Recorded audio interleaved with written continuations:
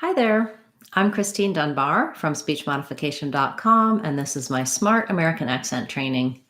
Welcome to our live Friday question and answer class. Please feel free to leave your questions at any time in the chat, and I'll answer them for you live.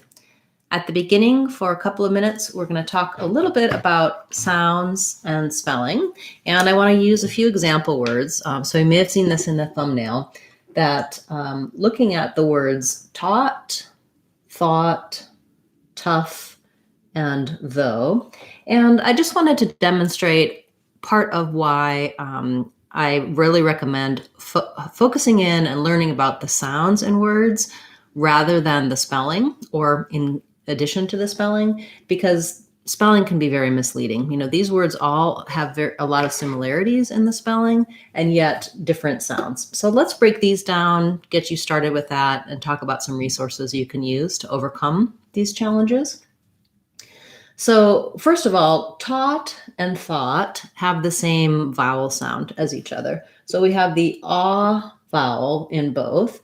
And so one strategy I like to use is to rewrite the word using a spelling that makes sense to your brain. So for you, the vowel ah, that's the what you'll see in the IPA symbol for the ah, I often will rewrite that with AW because we have words like law and saw, where perhaps it's easier for you to say and recognize that ah vowel.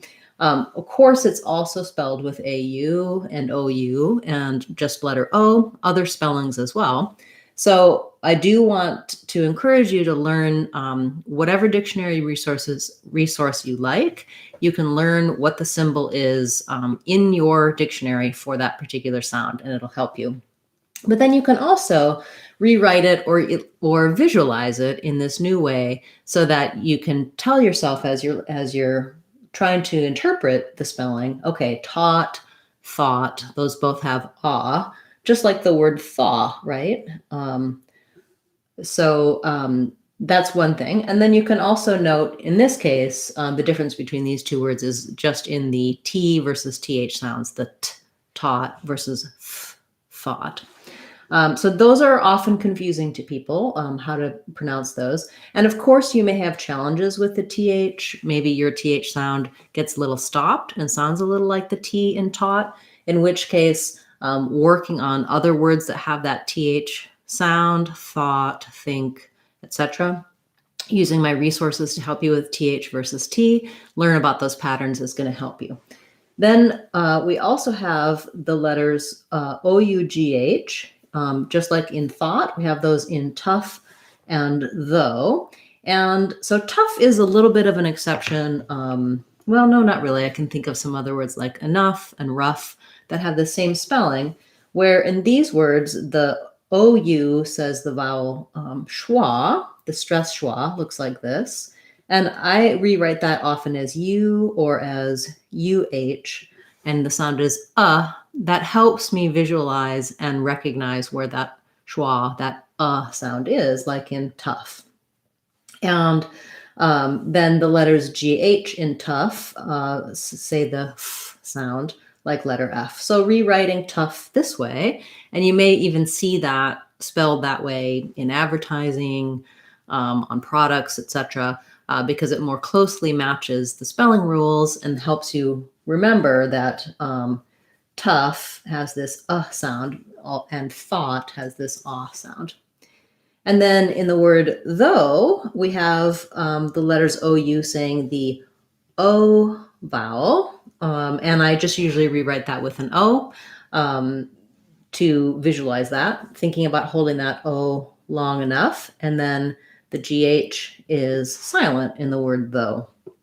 So just for simple everyday words, but lots of patterns and sounds and spelling that might be somewhat confusing.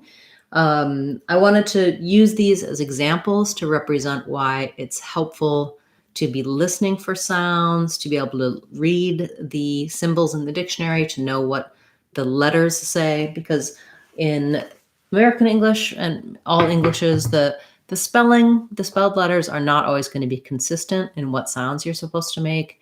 And the sounds you make are not always consistent in how we spell them. So having some awareness of sounds versus spelling, and then looking at which sounds give you trouble, how they're spelled, what words they're in, how to pronounce them. That's all resources that we cover in this channel and also in my online courses on speechmodification.com. So probably for many of you who are somewhat newer to sounds and spelling, trying to work on pronunciation, our American Sounds course on speechmodification.com is a great starting place because it teaches you the symbols, it teaches you about sounds and patterns, and it's a inexpensive and useful online course. Okay, thank you for listening to that part of our call or our class today, and I'm going to go ahead and start looking at the questions that have come in. If you have a question, don't hesitate to write it in the chat. I'd be happy to cover it for you. So Peter was first today. Before class even started, he was asking about the word courtesy. So let's break down the word courtesy for you. And here's, again, another example of, we have this OU spelling. So in a word like court, that's an or sound. And in other words, as we saw, the OU was a number of different things. In the word OUR, we have our. So again, I can't look at those letters and know what it's supposed to say. So I would rewrite courtesy, probably. First, I'll show you the IPA. So in the dictionary, I'm going to see that the letter C says the K sound. There's first syllable stress in this word. So the curt is long and the C's are short, have reduced vowels and are short in duration. And then courtesy has the vowel. So it's a stressed Your dictionary might show it like this, depending on how they represent those symbols, but it's basically like what we usually spell as ER, or UR or IR. So starting with that adding my cur, and then this is one place where the dictionary is not going to always help you so much because they probably will put a T in the IPA symbols, but we say that T more like a D in American English. So courtesy. It's called a flap T because it's between two vowel sounds. It doesn't have a stressed syllable after it. Often those T's are pronounced more like a light D sound, courtesy. Then I would say in the dictionary, you're either going to see an I or a schwa here for this unstressed reduced vowel, letter E. And then we have a tense E sound, courtesy. So I would probably write that like this, courtesy. Long, short, courtesy. That's a great word and something we would like to see more of online and in person. Courtesy is a very important trait. Okay, thank you. Welcome everybody. Hi, and it's nice to see you. Ronnie has a question about leader versus litter, right? Yes, litter. Okay, so let's break these down.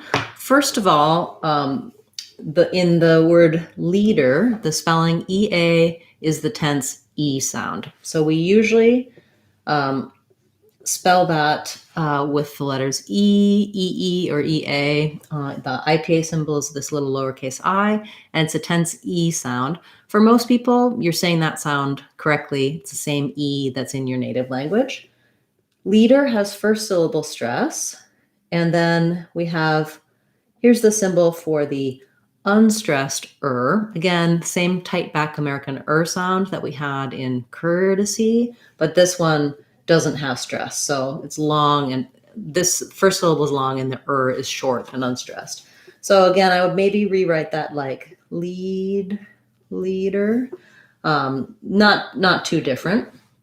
And that D sound is going to be also tends to be flapped in the middle of words. It's fairly light and unstressed.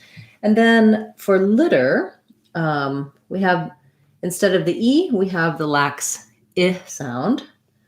And otherwise, it's the same. So it'll be in the dictionary with a T, but again, it'll sound more like a D. So I could rewrite it like that, litter. That might help me. It is that flap T. excuse me, one of the differences between the E and the I sounds is that we tend to hold the E a little bit longer. So if I'm saying leader, I'm going to hold my first syllable longer versus litter, I'm going to be a little shorter on that first syllable.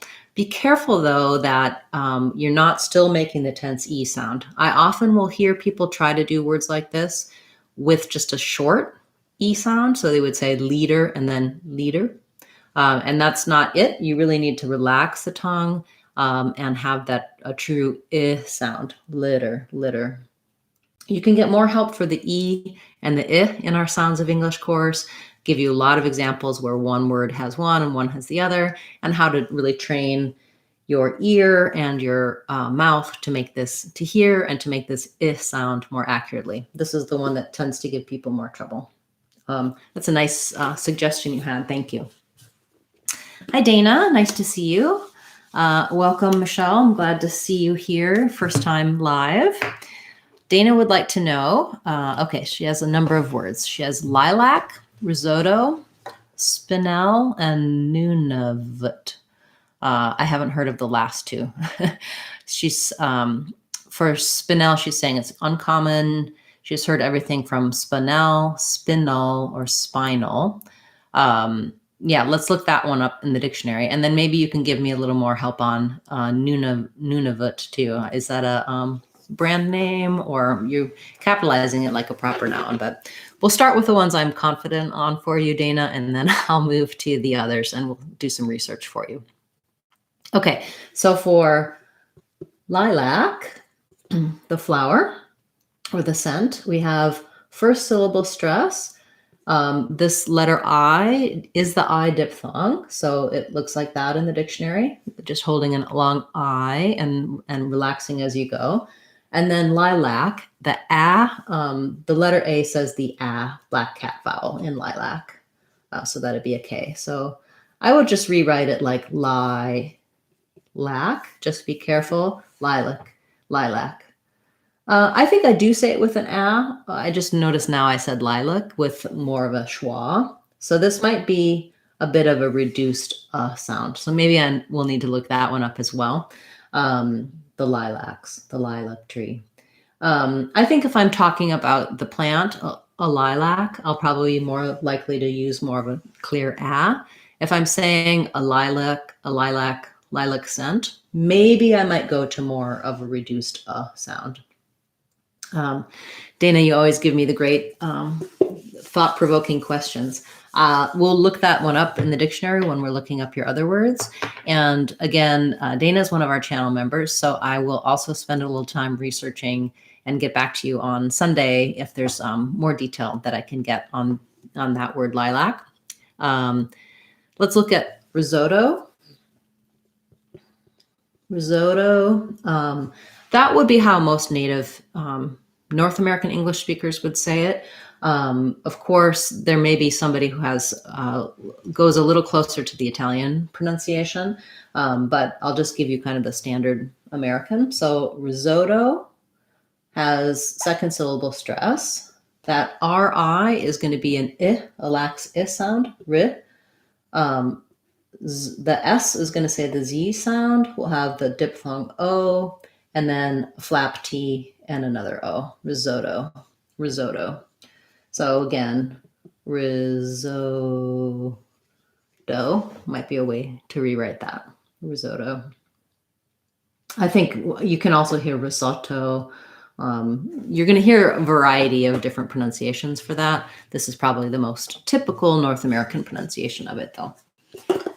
Okay, and then let's get out our handy dictionary resource for your spinal word.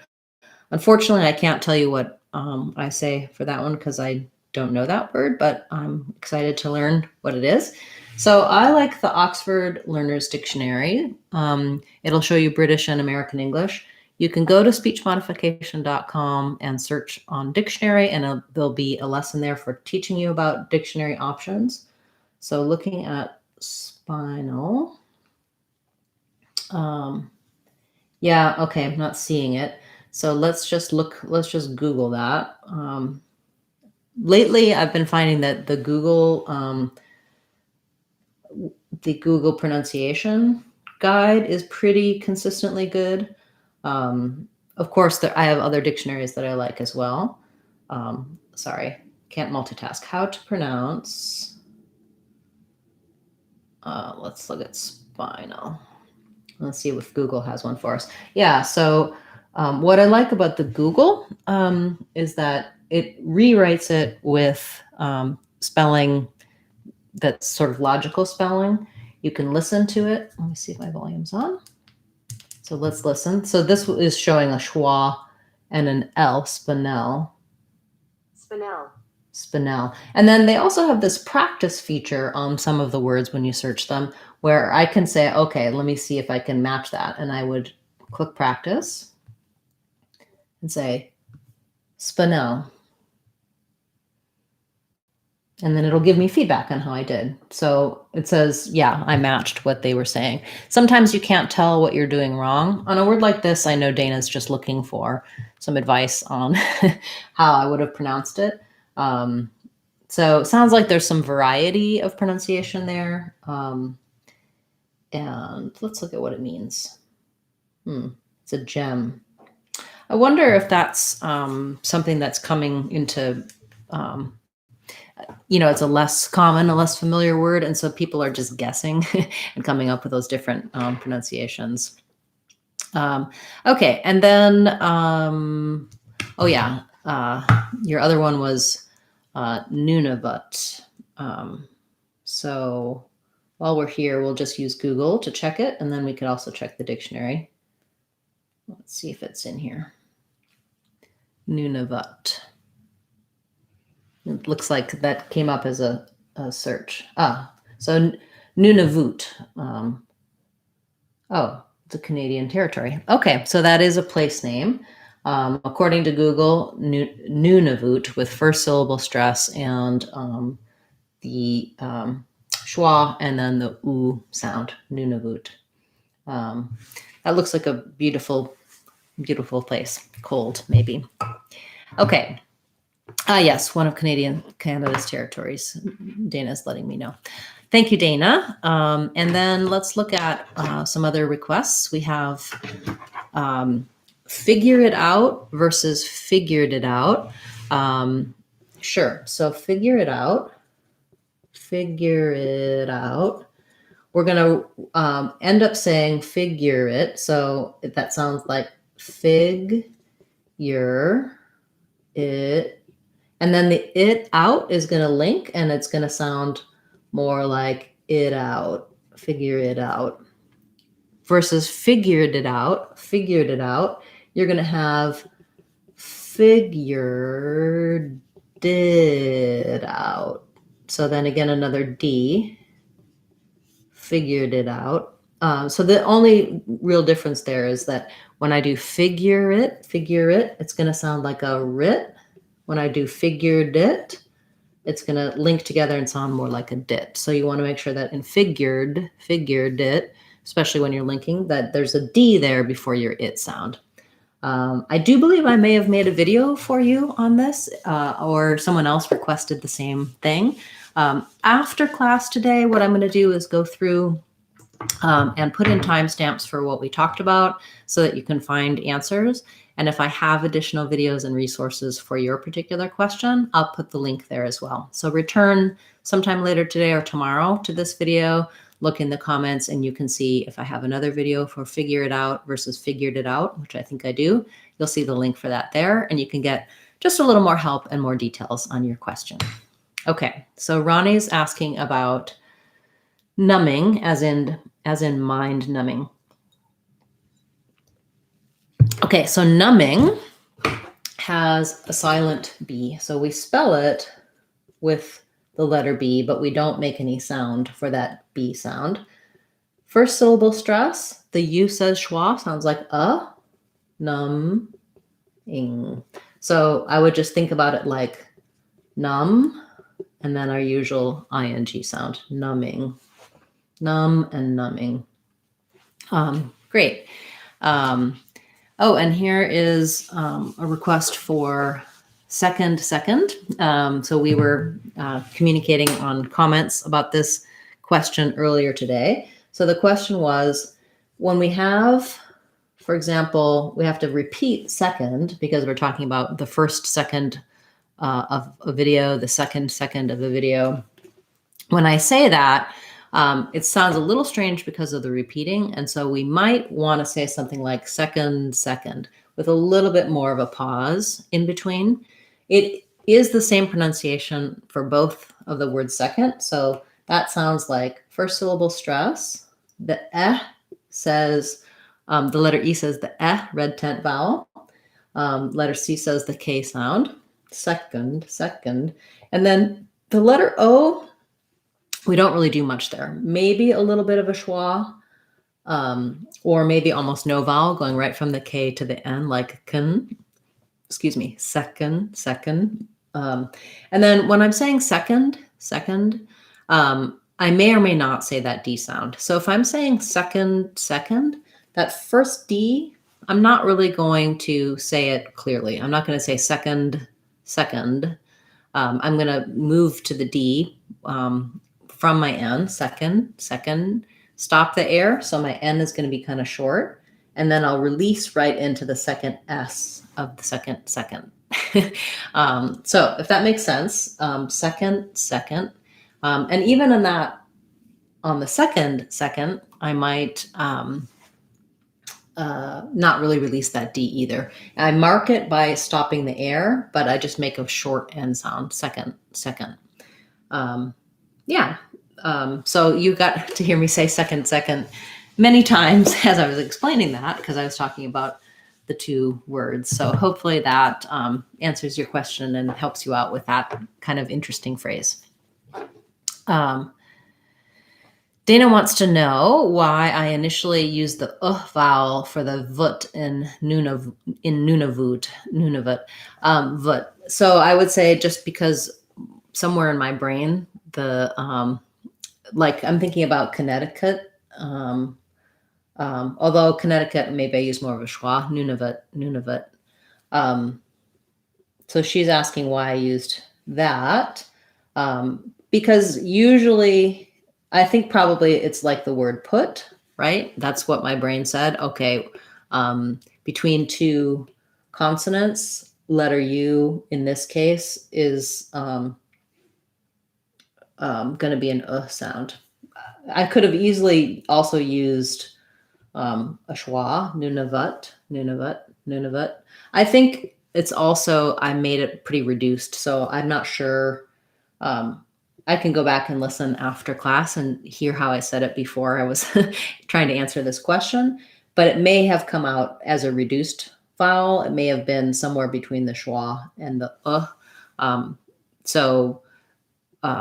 because it's not stressed, it wouldn't normally be an oo sound in the sort of American English interpretation of an unknown word like that. Hopefully that answers your question, Dana. You're saying you probably would have used a schwa, maybe because of the put. I'm not sure. Let's see. Okay, we have a request or a question about how to pronounce started to take. So let's look at that phrase. So I started to take. So looking at started, we have usually TED, we end up with that T becoming more of a flap. So it sounds kind of like did. The AR in started is an R sound. So kind of thinking about started. And then we would tend to link the started and the to. So I wouldn't necessarily say started to with a break. It would sound more like started to. This D would be stopped and just release right into the T. Then we would also probably reduce that to. So we don't usually say started to take. We would reduce it to more of a t. Started to take. Started to. So I would either say started to take, This is the A diphthong, so thinking about that as a long A. Or the other thing that might happen here is I might also change that to more of a duh. Started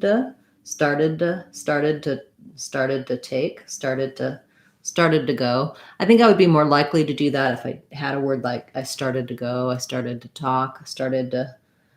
So either started to take, or started to take. You can see more about how to gets linked and reduced. I have a video specifically about that word. Then I also have a Real Talk playlist where I break down phrases, show you how they link and reduce and how native speakers say them fluently. I also have an online course, Real Talk, on speechmodification.com that teaches you how to listen for those kinds of linkings and reductions, teaches you about a lot of the common ones, and shows you with phrases using TV and movies and also just common everyday phrases how linking and reductions can really help you be more fluent when you're speaking. Hopefully I covered what you were hoping to get out of that when you asked about started to take. Thank you for that request. Okay, we have another question about how do I say you might have made that up. So you might have made that up. So looking at that, you might have. This is a very common combination. People in native speakers will almost always use the contraction rather than might have. They will say might have. Oftentimes people don't know how to pronounce that. So you can think about it like that we use basically a schwa here. So it sounds like might have. So there's my schwa, might have, and a V sound. First syllable stress. This is more of a flap. So thinking about it like might have. You might have made that up. Made that. I'm going to link those two. Have a stopped D release right into the TH. Might have made that up. And then again, this will sound a little bit more like a D because the final T will link into the word up, turns into a flap. You might have made that up. If there's any other words or parts of that phrase that you'd like more details on, let me know. Otherwise, that's basically the gist of it. That's where we link, and I'd say might have is probably the challenging word to pronounce because the spelling doesn't always tell you what that sounds like. You will see sometimes people incorrectly writing could of or might of. That's because that's how we pronounce this part of the word. It's the of sound, and that's how we pronounce the word of. It's not correct to write it that way, but if it helps you to think of it like that, that's great. Or else you can think of it this way, like might have. I do have some videos about using contractions. That's also included in our Real Talk course because Americans will almost always use the contraction, and it is correct, professional. It's just another way that we link and get more fluent as we're speaking, rather than saying out the full words like I will, we'll say I'll, I might have versus I might have, etc. Okay, we'll take a couple more questions and then we'll need to wrap up for today.